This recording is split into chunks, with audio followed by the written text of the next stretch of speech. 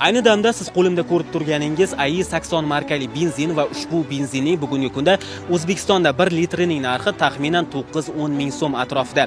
Va shuni ham alohida aytib o'tish kerak, mazkur benzindan foydalanilganda avtomashinalardan shu darajada zararli gazlar chiqadiki, buning oqibatida havoning ifloslanganlik darajasi anchayin yuqorilaydi. Biz sizga real misollar bilan gapirmoqchimiz. Ayni paytda soatimiz mellari 18 dan 16 daqiqa o'tganini ko'rsatmoqda va bu paytda Toshkent shahrida mana shunday yirik tirbandliklar hosil bo'ladi.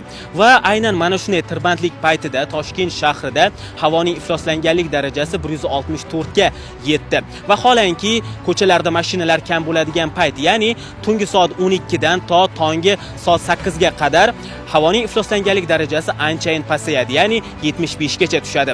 2005-yildan boshlab dunyo mamlakatlari mazkur past oktanli benzindan foydalanishdan birin-ketin voz kechishni boshlagan, lekin shunga qaramay Afg'oniston va O'zbekistonda hamon ushbu AI-80 markali benzindan foydalanilmoqda. Ochig'ini aytganda, O'zbekistonda ushbu markali benzindan voz kechish masalasi 2020-yildan buyon ko'tariladi. Lekin har gal kuz-qish mavsumida yoqilg'i taqchilligi yuz berishi bahonasi bilan ortga surilaveradi. Shu o'rinda birgina misol keltirsak, qo'shni davlat Qirg'iziston o'z bozorini 92 va undan yuqori oktanli benzin bilan bemalol ta'minlamoqda. Va holanki ushbu mamlakat iqtisodiyoti O'zbekistonga qaraganda 4 barobar kichik. O'zbekneftgaz kompaniyasi sentyabr oyidan boshlab AI-80 markali benzinni umuman ishlab chiqarmaslik bo'yicha uzil-kesil bayonot berdi. Ya'ni yil oxiriga qadar mazkur markali benzinning avvalroq ishlab chiqarilgan qoldiqlarigina sotiladi, yangisi esa umuman ishlab chiqarilmaydi. 2026-yildan boshlab esa korxona faqatgina yuqori oktanli benzinlarni ishlab chiqarishni boshlashni reja qilmoqda. Bugungi kunda AI-80 markali benzin ko'p mamlakatlarda taqiqlangan, hatto neft mahsulotlarini to'liq import qiladigan Qirg'iziston va Tojikistonda ham allaqachon iste'moldan chiqarilgan. Tahlilchilarning ta'kidlashicha, transport Toshkent havosi ifloslanishining isitish sektoridan keyingi asosiy omili bo'lib turibdi. Xayrli kun yaxshilar. Bugun biz AI-80 benzinidan voz kechish va yuqori sifatli yoqilg'iga o'tish haqida mutaxassislarimizga gapiring deymiz. Assalomu alaykum. Bundan 10-20 yil oldin ham shu avtomobillar bor edi, lekin havoyimiz toza edi. 80ligicha qoladi, 92-95 deb sotsa ham. 92 markali benzinni quyganda yurishi farqi bo'ladi. E'tirozlar qay darajada asosli? 100% javob beradi deb ishontirib kafolatlayman. Arzon narsa sotib oladigan darajada boy emasman. Va Qozog'istonda ham 1 litr suvdan arzonroq chiqqan benzin narxi. Xalq ichida shunaqa gap yuribdi. Bundan 10-20 yil oldin ham shu avtomobillar bor edi, lekin havoyimiz toza edi. Nega endi faqat shu avtomashina haqida gapirilyapti, havo ifloslanayotganiga deb ham e'tirozlar bildirishyapti. Keling, hozir mutaxassislar bilan mana shuni asoslab beraylik. Zarari qay darajada o'zi? Hozirgi kunda Amerika davlatidan oladigan bo'lsak, 1 million aholiga 800 ta avtomobil to'g'ri keladi. Mingtasiga 800 ta. Mingtasiga 800 ta. Yevropa davlatidan oladigan bo'lsak, ularda 600 tagacha, 400 tagacha keladi. Respublikamizda hozirgi kunda 1000 ta odamga 120 tadan oshdi. Avtomobillar soni keskin oshib boryapti.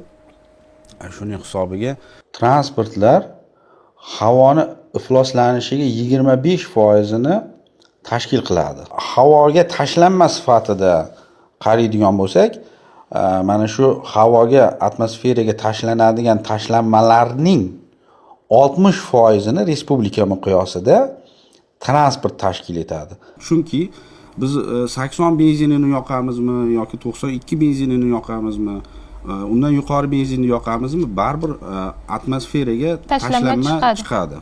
Masalan, 1 litr benzinni yoqadigan bo'lsak, 1 kilo 600 gram tashlanmani atrof muhitga tashlaydi. Nega 80 markali benzindan voz kechishimiz kerak? Unisi ham, bunisi ham yoqilg'i-ku, tabiatga bir xil zarar yetkazadi-ku degan fikrlar ham bor. Benzin markalarining farqi va ularning atrof muhitga ta'siri haqida gapirsangiz. To'g'ri, 80 benzin ham, 92 benzin va boshqa markalar ham chiqindilar keltirib chiqaradi. Buni yongandan keyin bu uglevodorodlar, bular yongandan keyin to'g'ri chiqindilar chiqadi. Lekin 92 bilan 80 benzin solishtiradigan bo'lsak, yonish jarayonida ajralib chiqadigan zararli moddalar 92 benzin yonganda ancha kamroq bo'ladi. Misol uchun mana is gazi deymiz, 92 avtobenzin yonganda 35-40%ga CO gazi kamroq, xuddi shunday azot oksidlari deymiz, bular 60%gacha kamroq bo'ladi va PM zarralari hozir mana hamma juda ham ahamiyat beryapti bu narsaga. PM zarralari 92 benzin yonganda 82 benzin yonishiga nisbatan 2-4 baravar kamroq ajralib chiqadi. 92 benzin bu bir maromda yonadi. 80 benzini bu ko'proq portlash bilan belgilanadi. Bu 80 bilan 92 bu oktan sonini bildiradi. Bu oktan soni 80% benzin deganimi mana shu benzin? Yo'q. Bu benzin, u ham benzin, bu ham benzin. Benzinda juda ko'p texnik xarakteristika, parametrlari bor. Markaga ajratadigan parametri bu oktan soni. 80 bu 0 dan 100 gacha deb belgilanadi. Qancha baland bo'lsa, shuncha benzin bir maromda yonishini belgilaydi. 80 dan kechdik, endi biz 60% ni qancha foizga kamaytira olamiz? Atrof muhit zararlanishini. Hozir 60%. 80 dan kechsak, siz aytyapsizki 2 baravar, 4 baravargacha kamroq zarar yetkazadi deyapsiz. Shunda 40% ga kamayadimi? Endi 60% bo'yicha endi men bilmayman bu raqamda ekologlar to'g'riroq aytadi, lekin agar butun transport 60% chiqindi chiqarayotgan bo'lsa, o'sha 60% ichidagi zarralarni sifati deb belgilaylik o'zimiz uchun, tushunchamiz uchun. Ana shularning sifatini yaxshilayapmiz. Masalan, PM zarralar o'sha 60% ichida PM zarralari 92 benzin yoqadigan bo'lsak, 2-4 barobar kam bo'ladi. Mana shunga erishyapmiz. Biz mavzu yuzasidan haydovchilarni, umuman yurtdoshlarimizni fikrini ham o'rganib ko'rdik. Keling, hozir so'rovnomani ko'ramiz. Agar 80 to'xtaydigan bo'lsa, ko'proq iqtisodga ta'sir qilsa kerak. Nazoratni kuchaytirishga to'g'ri keladi. 92 bilan 80 ni aralashtirib qo'shib sotavermasliklari uchun. Mana qanchalik havoning zararlanishiga sabab bo'ladi. Demak, sizning fikringizcha 80 ni to'xtagani yaxshi bo'ladi. Endi narx-navo oddiy xalqqa ham qanchadir masalan arzon bo'lgani yaxshi, tirikchiliklari, nimaliklari shundan bo'lishi mumkin. 80 bo'lgani bilan 80 emas-da u. Agar haqiqiy 80 o'zi bo'lsa unchalik ziyoni yo'q. Yuramiz benzinda ham. Faqat endi xalqqa to'g'ri keladigan narx qilsin-da. Ras uni yo'qotgandan keyin boshqasini narxini tushirib qo'yish kerak-da. 80 to'xtatishdan oldin shu 92 ni mos ravishda ko'paytirgan bo'lish kerak. Agar shunaqa qilmasdan to'xtatgan bo'lsa, taqchillik vujudga keladi. Narxlar borasida fikringiz qanaqa? Cheklangan miqdorda bo'lgandan keyin agar talab ortiqcha bo'ladigan bo'lsa, narxlar tabiiy oshadi. Narxlarni agar muqobilllashtiriladigan bo'lsa, menimcha hamma 92 ga o'tib ketadi. Sababi mashina yaxshi yuradi, atrof muhitni ifloslantirishi kamroq. Yo, zapravkada anaqada muammo yo'q, benzinda, bemalol. Yetkazib berishyaptimi? Ha, yetyapti. 92 bo'lgandan keyin ancha yaxshi bo'lish kerak. Ancha zararli gazni ham kamayish kerak. Aholining fikrini eshitdik. Yana bir tushuncha bor. 80 benzin sotuvdan olib qo'yilarmish deganda ko'pincha shunaqa javob eshitamizki, 80 ni 92 deb sotadi-da, qimmatroq sotish uchun qilishyapti degan tushuncha bor. Endi Ko'pchilikda munosabat shunaqa. Ya'ni bu haligi odamlar qanday qilib bo'lsa ham bizni pulimizni olish payidan degan munosabat bor-da hozir bu voqeaga. Bu real. Bunga nima degan bo'lardinglar? Qanday qilib buni aniqlashi mumkin oddiy fuqaro?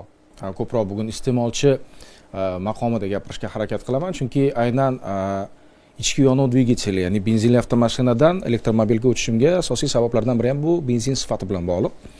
Bu 24-yilning oktyabr oylari edi. Aynan avtomashinada haydovchilar til bilan aytganda svechlar kuyib ketgan. O'shanda men xususiy emas, yoqilg'i quyish shoxobchalarining birida 92 markadagi benzinni quygan edim. Chunki transport vositasini reglamentiga ko'ra faqat shu benzin, shu marka va undan yuqorisini quyishim mumkin edi. Ammo oradan 10 daqiqa o'tib mashina silkinishni boshladi va chek indikator yondi, ya'ni nosozlik. Va servisga kirdim. Servisga kirgan vaqtim birinchi bergan savoli qayerdan va qanday markadagi benzinni quydiz? Shoxobchani aytdim, manzilni aytdim va chekingdan keyin aynan yoqilg'i mahsulotining sifati o'ta pastligi mana shu nosozlikka sabab bo'lgan. Undan keyin kunni kechki qismiga borib, butunlay o'sha svechlarning almashtirilishi bilan tugadi. Bu eng katta turtki bo'ldi va shu zahoti benzinli avtomashinadan ma'lum bir muddatga voz kechishga majbur bo'lib, bugungi kunda elektromobilda harakatlanyapman va hali beri zapravkalarga qaytish niyatim yo'q. Endi xalqni o'sha 80ligicha qoladi, 92-95 deb sotsa ham degan fikrni inkor etuvchi shaxsan men qanaqadir argument ko'rmadim hali. Ya'ni yolg'on gapiryapsan degan gapni. Sababi mana hozir kelishimdan oldin kichik bir tor doirada so'rov o'tkazdim Telegram kanalimda. Kim oxirgi marta qachon va qayerda yoqilg'i quyish shoxobchalarida sifat nazorat burchagini ko'rdi? Ya'ni merding degan uskuna bor. Siz yoqilg'i to'liq quyilyaptimi yoki qanaqadir pogreshность bilan uni tekshirishingiz va markani uni aktan miqdori siz xarid qilayotgan markadagi benzin aktan soniga to'g'ri keladimi yo'q, buni ham tekshirishga sizda ruscha qilib aytganimizda dostуп bo'lishi kerak. Ammo mana hozir yozyapti, odamlar shunaqa burchagan bo'ladi. Maktab burchagini bilaman, maktabda burchakka turardik, lekin yoqilg'i quyish shoxobchalarida burchak borligini bilmasdim deyapti.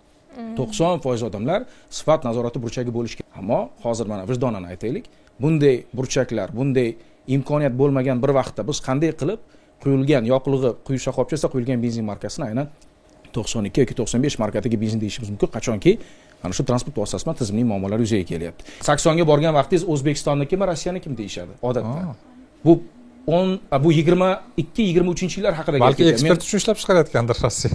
Ammo Rossiyani o'zida bu benzinga normal deb nom berishgan va uni исключить, ya'ni istisnolarsiz qishloq xo'jaligi texnikalari uchun ajratilgan. Ya'ni yengil tipdagi va Euro 4, Euro 5 va undan yuqori bo'lgan markadagi avtomashinalar uchun mo'ljallanmagan. Ya'ni bu dvigatellar, bu benzin, bu oktanli benzin mahsulotida harakatlana olmaydi va o'z-o'zidan uni yaxshi yonmasligi oqibatida hozir bu savol nima uchun ko'tarildi? Ekologik kollaps doirasida fonida ko'tarildi. Ya'ni zararning 60% transport vositalari orqali degan fikrga qo'shilmagan. Bu hisobot qanday amalga oshirilgan, qaysi tadqiqotlar natijasi bilmadim, ammo ekologik kollapsni aslida keltirib chiqarayotgan boshqa faktorlar haqida biz ko'rib turibmiz hozir. 24/7 tadbir o'tkazilyapti. Kechirasiz transport vositalarini to'xtatib emas, qayerdadir mazut, shina, chiqindi yoqib ishlab chiqaruvchi korxonalar faoliyati o'rganilyapti va xohlaymizmi yo'qmi, havo biroz yaxshilandi, ammo hech kim bu avtomashinalarni cheklov bilan bog'lagani yo'q hali. O'sha tevarak atrofidagi issiqxonalar, teplitsalar, shina, chiqindi yoqayotgan tashkilotlarga ogohlantirish ayrimlarining faoliyati to'xtatilganligi bilan bog'layapti. Demak, gap bu yerda faqat va faqat transport vositalari haqida ketmayapti. Kuni kecha inspeksiya tomonidan 200 ga yaqin shoxobchalarda mahsulotning sifati ustidan nazorat tadbirlari olib borilganini ma'lum qilishdi. Keling avval o'rganish natijalari bilan tanishib, keyin yana suhbatni davom ettiramiz. 26 noyabrdan 2 dekabrgacha o'tkazilgan tekshiruvlar davomida 90 ta aholiga yoqilg'i quyish shoxobchasidan 191 ta namuna olindi. Laboratoriya tahlillari natijasida 23 ta holatda jami 306.430 litr neft mahsuloti davlat standartlariga javob bermasligi aniqlanib, ularning sotuvga chiqarilishi to'xtatildi. Joriy yil boshidan buyon o'tkazilgan nazorat tadbirlari davomida 632 ta obyekt o'rganildi. 210 ta obyektda 8.576.466 litr sifatsiz neft mahsulotlari aniqlanib, ularning realizatsiyasi oldi olindi. Aniqlangan holatlar bo'yicha mahsulot sifatini tiklash yuzasidan ko'rsatmalar berilgan va ularning bajarilishi doimiy nazoratga olingandir. Tadbirlar o'tkazilar ekan, sifat nazorat tadbirlari, lekin nega mana shu jarayonlarga ommaviy axborot vositalari vakillarini chaqirish, jalb etish degan narsa yo'q bizda. E'tirozlar bekorga chiqmaydi. Kamoliddin aka o'z misollarda aytib berdilar, lekin men bir paytli bitta video ko'rgandim. Unda avtomashinamga doim yuqori sifatli 92-95 quyaman deb, lekin o'sha benzobak deydimi, o'sha bakni qarashganida o'shanda cho'kindi hosil bo'lgan. Va shunday gap bor xalqning orasida, benzinni ichiga moy quyib yuborishadi ayrim holatlarda degan. Shu e'tirozlar qay darajada asosli? Yo'q, nazorat tadbirlari muntazam ravishda olib boriladi. Chunki mana Toshkent shahar va Toshkent viloyatida ayoq ishlar bilan shartnomalar qilingan.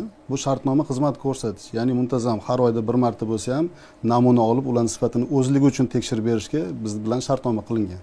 Lekin undan tashqari tekshirish nazoratli davlat tomonidan o'sha yo murojaat tushadimi xalqimizdan, yo bo'lmasa og'zaki yoki ommaviy axborotlardan kelgan murojaatlar asosida qayerdan o'sha ayoq ishlardan yo zapravkalardan aytadigan bo'lsa, yoqilg'i quyilgan bo'lsa, o'sha zapravkani tekshirish to'g'risida Absondan ruxsat olgan holatda uni tekshirishga chiqiladi. Endi hozir uni ham ayoq ishlar aytsa tekshiriladi, to'g'rimi? Murojaat bo'lsa, lekin murojaat bo'ladi, yo bo'lmasa xavfni tahlil qilish bo'yicha boriladi. Bularni savollarga keladigan bo'lsak, 80 benzin amalda yo'q bo'ladi, lekin 80-92 qilib sotishadi deganda, lekin ko'pchilik, agar men o'zim ham haydovchiman, haydovchi sifatida 80 bilan 92 markali benzinni quyganda yurishi farqi bo'ladi. Masalan, ko'pchilikda ham bo'ladi. Keyin haqiqatda bekorga mana qarorlar chiqmayapti. Mana 1-sentyabrgacha ishlab chiqarish to'xtatilgan bo'lsa O'zbekistonda, mana o'sha 1-dekabrdan umuman realizatsiya qilish to'xtatildi. Sabab asosiysi shu ekologiyaga. Mana bular tushuntirgandaqa o'sha neft gaz xodimi 80 benzin masalan ishlab chiqarish jarayoni bo'ladigan bo'lsa, bir 4-5 ishlab chiqarishda olingan mahsulot 80 deydigan bo'lsa, uni yana qaytadan ishlab sifatini yana kuchaytirish yo'li bilan 92 benzin olinadi. Bu degani demak, albatta sifat jihatdan 80 benzin 92 ga nisbatan yaxshi emas. Ya'ni portlab yonish hisobiga is gazining miqdori to'liq yonmagani hisobiga demak ekologiyaga havoga is gazi ko'proq chiqadi. Oldingi zavodlar qarindoq ishlab chiqargan bo'lsa xuddi shu tartibda GOSTlar ishlab chiqarilgan. Endi mana milliy standartlar, milliy GOSTlarimiz chiqishni boshladi. Milliy standartlar bir soha rivojlanib borgan sari tadbirkorlar ham o'sha GOSTga moslashtirib o'ziga yo'l tanlab oladi. Bular aytmoqchiman, svichiga asosiy sabab bo'ladigan tarkibida spirt miqdori ko'p bo'lgan 92 benzin asosan svichiga ta'sir qiladi.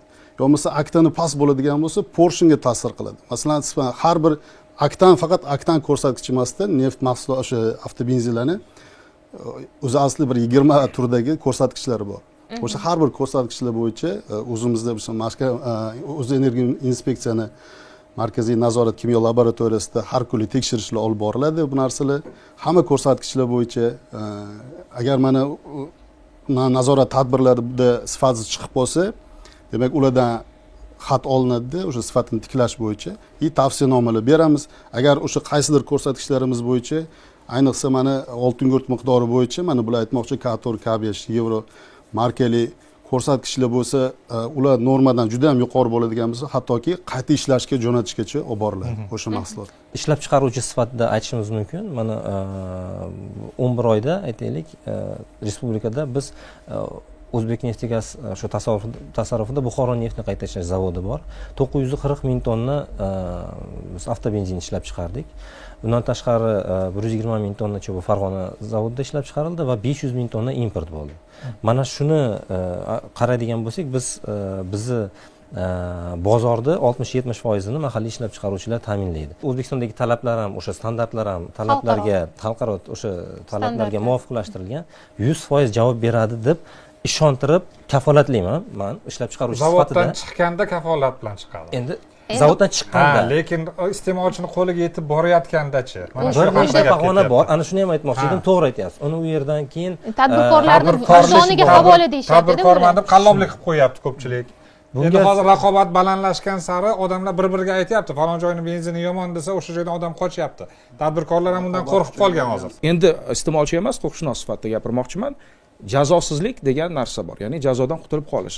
Yaxshi, mana hozir 306.400 litr atrofida neft mahsulotlari sifatsiz ekanligi aniqlanadi. 23-yil zarar miqdori ham aniqlangan. Ammo nima uchun biz jinoiy ish qo'zg'atilganligi, aynan o'sha yoqilib quyish shoxobchasini maxsus litsenziyasidan mahrum qilinganligi, ularga tegishli chora ko'rilganligini yetarlicha ko'rmayapmiz.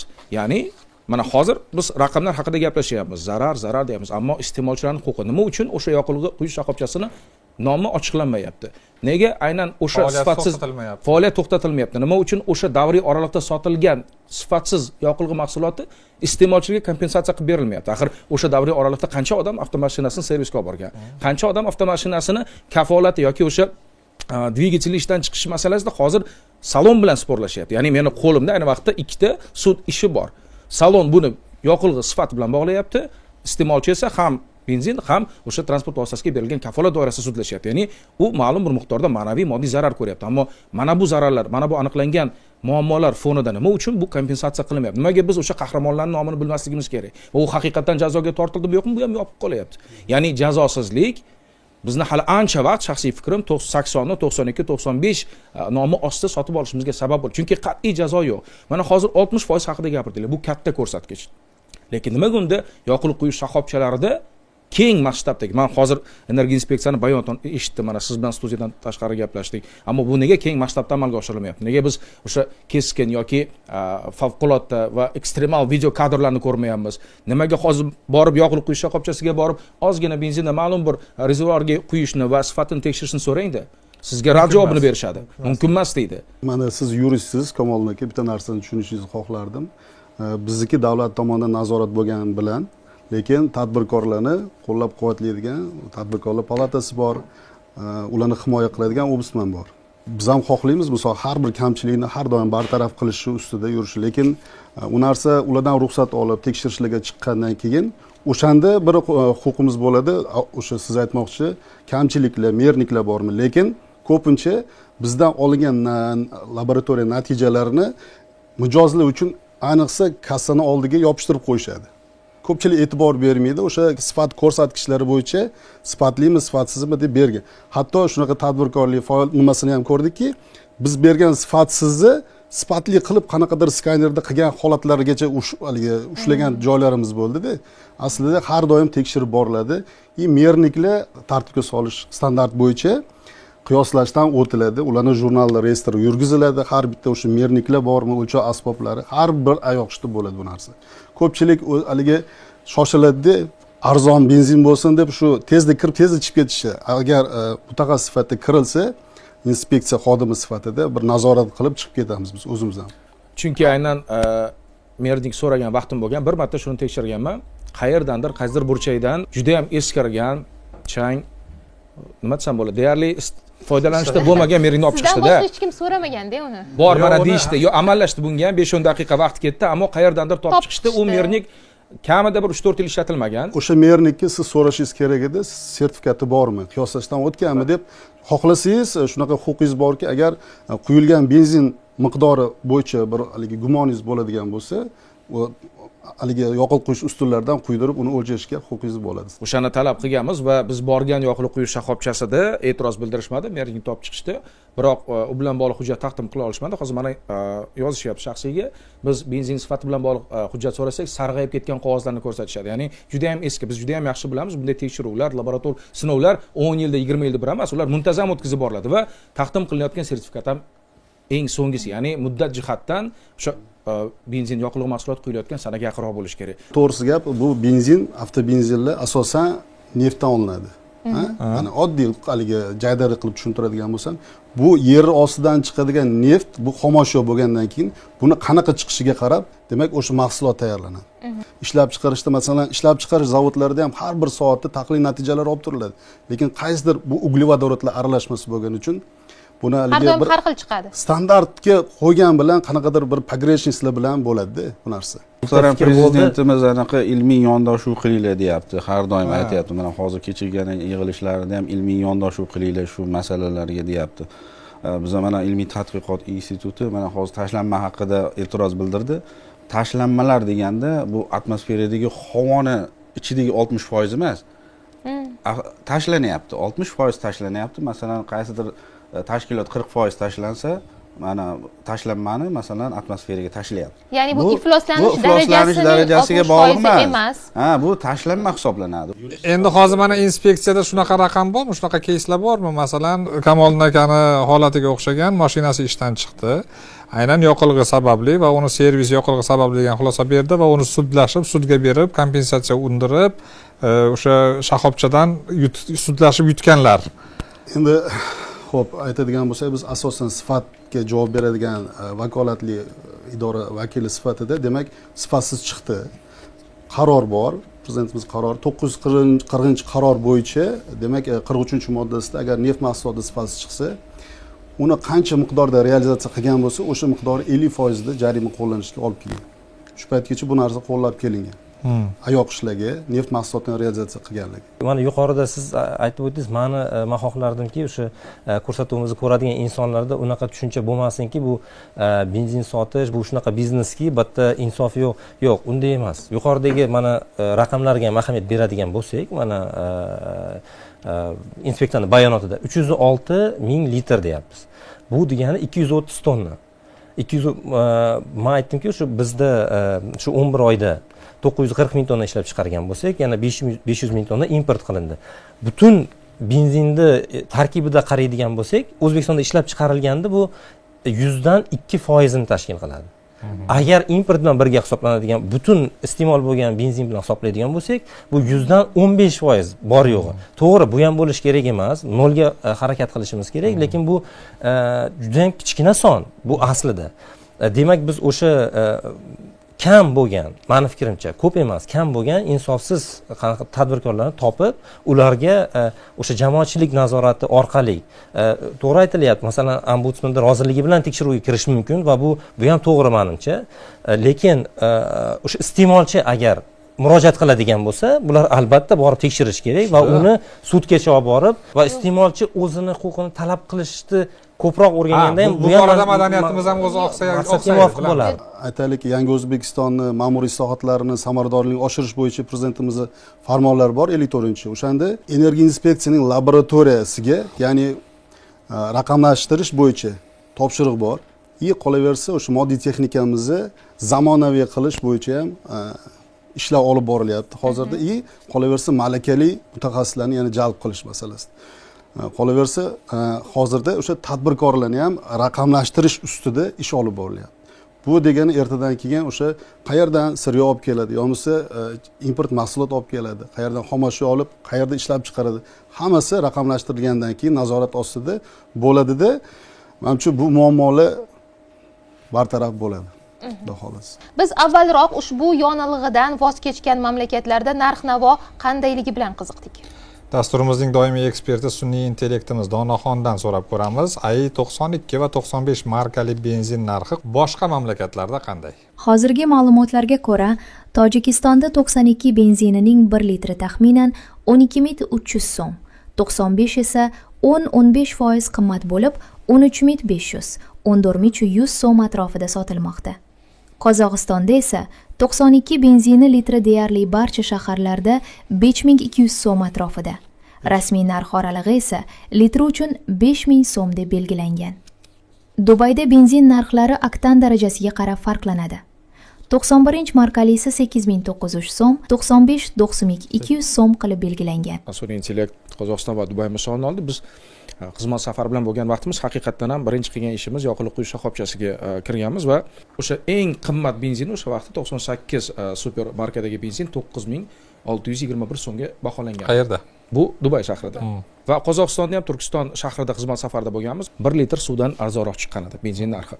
Benzin narxi tushishiga bevosita ta'sir o'tkazishi mumkin bo'lgan omillar, subyektiv fikrlarimni bildirganman-da. O'shanda mahalliy benzin mahsuloti eksportini butunlay to'xtatish, birja savdolarga yetarlicha hajmdagi yoqilg'ilarni yetkazib berish majburiyatini yuklash, benzin importi uchun belgilangan bojlarni keskin qisqartirib, import bo'yicha imtiyozlar joriy etish, xususiy sektor vakillarining chetdan benzin import qilish faoliyatidagi mavjud barcha to'siqlarni olib tashlash, neft mahsulotlari va tayyor mahsulotlar uchun belgilangan 2 karra двойной aksiz solig'ini vaqtincha bekor qilish degan takliflarni berganman. Agar muqobil variant sifatida cho'ntakbop benzin taqdim etilsa, mana shunday ekologik kollaps fonida hech bo'lmasa vaqtincha ishoning metan zapravkadagi haydovchilar soni keskin kamayadi va odamlar avtomashina mo'ljallangan yoqilg'i mahsulotini quyishga o'tadi. Boshqa davlatlarda o'sha benzinda arzonligi bo'yicha agar fikr bildiradigan bo'lsak, misol uchun Qozog'istonda bir yilda 90 million tonna neft qazib olinadi.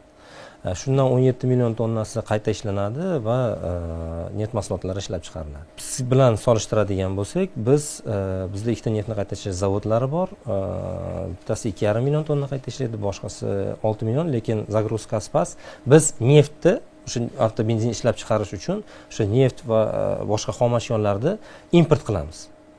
Qozog'iston 17 millionni qayta ishlab qolganini eksport qiladigan davlat bo'lsa, biz import qilamiz, uni chet davlatlardan o'sha xomashyoni olib kelib, bu mahsulotni tannarxida eng asosiysi nima? Bu xomashyo va ishlab chiqarish va boshqa xarajatlardan kelib chiqadi. Xomashyoni biz qimmatga import olib kelganimizdan keyin bu narxi tabiiyki qimmat bo'ladi. Ko'p eshitgan va ko'p ishlatadigan bir ibora bor, fraza bor. U ham bo'lsa men arzon narsa sotib oladigan darajada boy emasman. Biz odamlarimizga qanday tushuntirsak bo'ladi, izohlasak bo'ladiki, vaziyatni bilaman. Agar bugun 80 benzin qo'yib yursam, ertaga moyni 2 barobar ko'proq almashtiraman, tezroq almashtiraman. Filtrlarni undan qimmatroq almashtiraman. Agar u salbiy oqibatlarga olib bormasa, risoladagidek ishlab tursa. Suv ichmasak, misol uchun suv ichmasak 15 kun yashashi mumkin-da. Ovqat yemasa bir 30 kun. Lekin mana shu zaharli havoni nima qilib havo bo'lmasa odam 3 daqiqa yashaydi. Endi shuni solishtirib ko'rish kerak-da odamlar. Masalan, men 80 benzin ishlatib havoga har xil gazlarni, mana shu chiqindi gazlarni tashlab zararlantirib qolgan odamlarni umrini hisob-kitobini olish kerak-da. Endi umrga mana shu odamlarning salomatligi bilan taqqoslash kerak-da. Inson salomatligi haqida gap ketdi. Bizda sog'liqni saqlash sohasi vakillari bilan ham bog'lanib ko'rdik va sifatsiz yoqilg'idan chiqayotgan moddaning inson salomatligiga ta'siri haqida ham so'rab ko'rganmiz. Benzin bug'lari bilan nafas olish salomatlik uchun eng asosiy xavf manbai sanaladi. Ma'lumotlarga ko'ra, benzin bug'lari yuqori konsentratsiyada nafas yo'llarini tirnaydi. Yo'tal, tomoq qichishi, bosh og'rig'i, bosh aylanishi, ko'rishning qisqa muddatli xiralashuvi kabi alomatlarni keltirib chiqaradi. Umuman olganda, organizmga kirgan har bitta zarrachalar, o'sha noxush zarrachalar organizmda intoksikatsiya deydi meditsina tilida, ya'ni toksikoz holatlarni keltirib chiqaradi. Uning natijasida ko'ngil aynash bo'lishi mumkin yoki ko'zlarda, burun sohalarida, masalan, og'izda qanaqadir o'zgarishlar bo'lishi mumkin. Benzinning kimyoviy tarkibi teri yog' qatlamini yuvib yuboradi. Natijada teri quruqligi, qizarish, dermatit, allergik reaksiyalar paydo bo'lishi mumkin. Uzoq muddat davomida teri bilan doimiy aloqa teri himoya qatlami buzilishiga olib keladi. Masalan, yurak deymizmi, jigar deymizmi yoki masalan oxirgi masalan chiqarish asosiga kirgan buyrak a'zolarimi, har bitta a'zoga qon orqali qon bilan ta'minlanish natijasida bu zarrachalar kelib tushadi va o'sha organizmlarda ham bizning tilimizda degenerativ o'zgarishlar deydi, ya'ni qaytishi qiyin bo'lgan, o'z holiga kelishi qiyin bo'lgan o'zgarishlarni olib kelishi mumkin. Uzoq muddat davomida benzin bug'lari ta'siri ostida bo'lish, masalan, yoqilg'i quyish shoxobchalari xodimlari yoki ustaxonada ishlovchilar uchun alohida xavf tug'diradi. Shuningdek, benzin tarkibidagi benzol moddasining yuqori darajada ta'siri qon kasalliklari, ayniqsa leykemiya xavfini oshirishi ilmiy jihatdan isbotlangan. Siz gapiring dasturini tomosha qilyapsiz. Biz muhokama qilayotgan mavzular yuzasidan sizda biror murojaat, savol bo'lsa, ekrandagi manzilga yuboring. Kecha o'rganganimda ayrim ayoqishlar hali ham sakson benzini sotayotganlar bor ekan. Ular demak avvalroq olib kelib qo'yishgan, hozir sotib bo'lib undan keyin olib kela olishmaydi. 1-dekabrdan realizatsiya qilish ham o'sha 343-qaror bilan belgilangan. Bu bo'yicha ham tadbirlar hududiy boshqarmalarda ham, Toshkent shahri, Toshkent viloyatida ham qattiq nazoratga olingan. Xo'p, olib qo'ygan, sotish kerak, nima qilsin? Sotib oladimi oxirgacha shular? Tavsiyasi bilan tavsiyanoma beramiz, qayta ishlashga yuboriladi bu narsa zavodlarga. Bu narsa xat bilan hamma ayoq ishlarga 1 oy oldin 1-dekabrdan realizatsiya to'xtalish haqida, qolaversa mana 18-noyabr kuni prezidentimiz qarori chiqqandan keyin 343 yanada ogohlantirish xatlari berildi, qabul qildim deb imzolar qo'yib olindi va yana nazorat tadbirlari bu to'g'risida olib borilyapti. Demak, hozir haydovchilarimiz 1-dekabrdan buyog'iga agar siz qayerdandir sakson benzin sotib olgan bo'lsangiz, murojaat qilishingiz mumkin. Albatta. Qayerga? Energiya inspeksiyasining o'sha bot bor, energiya murojaatlari degan botimiz bor, Telegram bot. O'shanda telefonimda ham bor edi. Murojaat qilish mumkin. Savdosi to'xtatilgan mana shu markali benzindan Yevropada bundan 20 yil oldin voz kechilgani haqida gap ketdi.